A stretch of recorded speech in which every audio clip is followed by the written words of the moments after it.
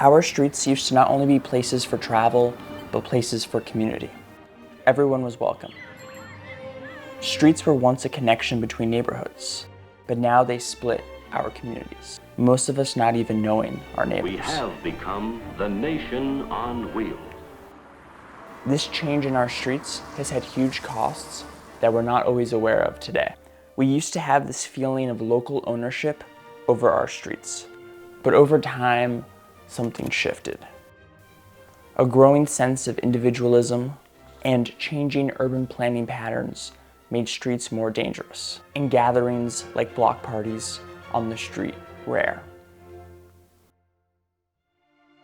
In this video, I want to explore how we can repair this split and get that feeling of local ownership back. There can be lots of avenues for this, but for now, I want to explore one possibility: block parties. You're doing a block party, you get the word out. We don't get the opportunity to find out if we don't have a conversation. Block parties used to be staples of communities, but they've since seemingly disappeared. How did a vibrant community spirit that spurred block parties arise in the first place? And what caused it to disappear? But more importantly, how can we bring it back? This story starts in New York City. Costly to our Navy was the loss of war vessels, airplanes, and equipment. Block parties first emerged during World War I on the Lower East Side of Manhattan, born out of a deep need for social support and solidarity. With so many young men heading off to war, communal spaces became crucial gathering spots where neighbors could lean on one another in a time of uncertainty. Just imagine the emotions that filled those streets. Families and friends saying goodbye, unsure if they'd ever see their loved ones again. These gatherings transformed streets into powerful shared spaces, providing comfort, connection, and a sense of unity during an anxiety-provoking time. Contractor is building 400 low to moderate priced units. After World War II, America saw the rise of suburbanization. This way of development was new, an experiment on development no one had ever done before. Suburbs provided a peaceful, idyllic life, far removed from bustling urban city centers.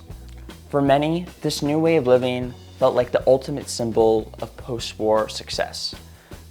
Families moved into spacious homes with large yards and quiet streets. I asked Strong Town's Director of Movement Building, Norm Van Eden-Petersman, to tell me more about America's post-war urban development pattern. The suburban development pattern that we see in our communities emerged after the Second World War and the rapid mobilization of a lot of capital and a lot of resources that were devoted to the construction of entirely new neighborhoods built all at once and built to a finished state. However, this suburban lifestyle came at a cost, both social and fiscal, often sacrificing communal spaces in favor of vast stretches of pavement. People spent less time on street corners and stoops and more time behind picketed fences, where happen-chance social interactions decreased drastically, and a bottom-up feeling of local ownership where streets were designed for people declined. The infrastructure required for suburban living came with significant burdens for taxpayers, which even now is not fully transparent to the public. The suburban street layouts, designed primarily for cars, require extensive ongoing maintenance. And if this is your first time hearing that, check out this video for a more in-depth explanation. As for block parties, as streets became wider and cars became faster, spontaneous gatherings became more difficult and neighbors grew more distant. I mean, think about it. How many block parties have you been to in the past decade? So, to better understand this weakening of local ownership over public spaces, I'm heading out of state to meet an expert on the issue.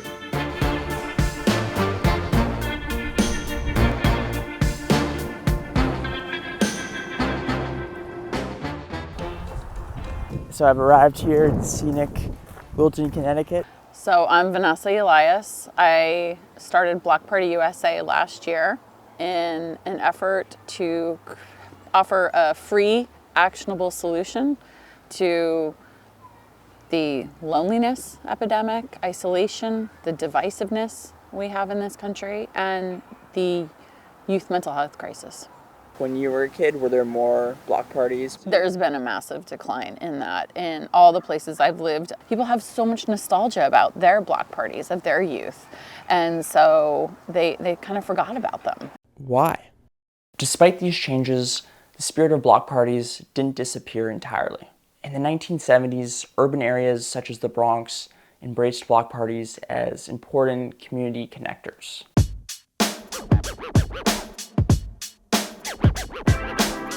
I'm trying to better understand the impacts of local ownership over public spaces, and there's a guy who I think might be able to help me. And one of the highlights of my life and where I grew up was in growing up in the South Bronx. And I started, back then my name started as Ramrock. So when the block parties happened, it just brought everybody together. The music, the dance, the rhythm, the beat, and eventually also the rhyme.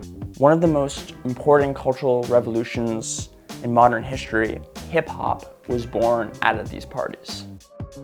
Back in those days where I said we were surrounded by gangs and stuff like that, the one thing that kind of minimized the beefs and the violence and stuff, like we came into these environments just to dance, just to party and have fun. DJ Kool Herc, who's often credited as having the first block party in the history of hip-hop, held his legendary parties in the Bronx. But there was something powerful about these block parties. You look at, they say, it's the first hip-hop party, the Kool Herc party. And think of this other element. If you look at that flyer, it says it's a back to school event, right? So there's this concept in that where we're giving something back. We're raising funds, we're collecting book bags and stuff like that. Like, it wasn't just a party. The inclusive nature of block parties was crucial. They weren't exclusive, invitation-only events like some backyard barbecues. They were open to everyone, making happen chance encounters possible. Block parties can be an indicator of the strength of a town, a byproduct of economically productive and socially cohesive development patterns and city building choices. But one of the things that we can talk about in terms of having a sense of bottom-up ownership is trying to make the good visible even before you make it permanent. That is, experimenting with various things. Saying, what if we try something that actually just makes our space a little bit cleaner, or a little bit nicer, or a little bit more fun? Research shows that narrowing streets and reducing speed limits can allow for more public uses, create safer environments for children to play, and allow for local businesses to thrive by attracting foot traffic. From the earliest days, when our ancestors began to set up shop, the key thing that they needed was for people to notice and to stop and then to engage with them. And this is really the heart of what we need when we think of block parties that involve our businesses, that they actually be a part of cultivating the enjoyment of a place. This trend towards people-friendly streets is part of a broader reimagining of urban spaces. Tactical urbanism and pilot projects have become powerful tools for cities to reshape their environments. In Sarnia, in British Columbia, the group New Sarnia has used tactical urbanism to collaborate with local city officials. During parking season, communities have a unique opportunity to reclaim parking spaces. These initiatives mirror the impact of block parties in helping create a sense of local ownership in our public spaces. The first weekend, we had over 40 block parties with over 1,200 residents. And then the ripple-on effect of that is, right, like the block party is just like the launching spot. Part-time jobs for kids, like leaf raking, snow shoveling, babysitting, dog walking, right? Like to have those connections and to teens have these opportunities to know that they matter, they can make a difference. Someone has a need and they can fill it. So from like meal trains to just a friendly face when you're walking outside, to feel like you belong and you're not anonymous and someone knows you, just that has such an impact. To the collaboration and the support you feel that you're not alone in this world and there's someone that can, you know, hey, we've got a generator, put your stuff in our fridge. In many neighborhoods, these events have become platforms for conversations about larger issues like isolation, urban planning, and reimagining the towns and cities we live in. This fall has been really hard. And it's another example, I didn't want to talk about it until the end, but my dad died last week, which is why my eyes look so puffy. But his neighborhood is supporting my mom, right? Like, so those neighbors just pop over, they invite her over, she can walk home, and it's just another illustration of why it's so important to know your neighbors, because my brother lives in Virginia, I live in Connecticut, and I'm so grateful to his neighborhood to be there for my mom. We are human, and our humanity is what connects us, and we are so much more than our political party and our religion and whatever may divide us. When the block parties happened, it just brought everybody together. You know, we start to dance. We're all really neighbors. But I just wanted to tell you thank you. And then we got to watch as people that I'd never met before all of a sudden came to life. It's a special community day of service. And this one woman told the story of how she had lived in Wilton for many years. After the block party, it was the first time she felt like she belonged.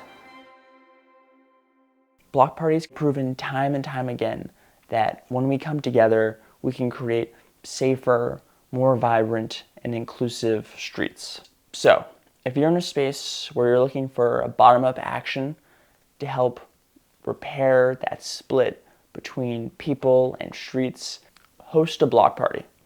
Invite your neighbors. And if you want to be connected to other Strong Town members in your community to help get you started with your next event, check out to see if there's a local conversation near you. I really emphasize this, but it's the importance of keeping it simple. Let's do the simple things. Let's allow ourselves to just gather.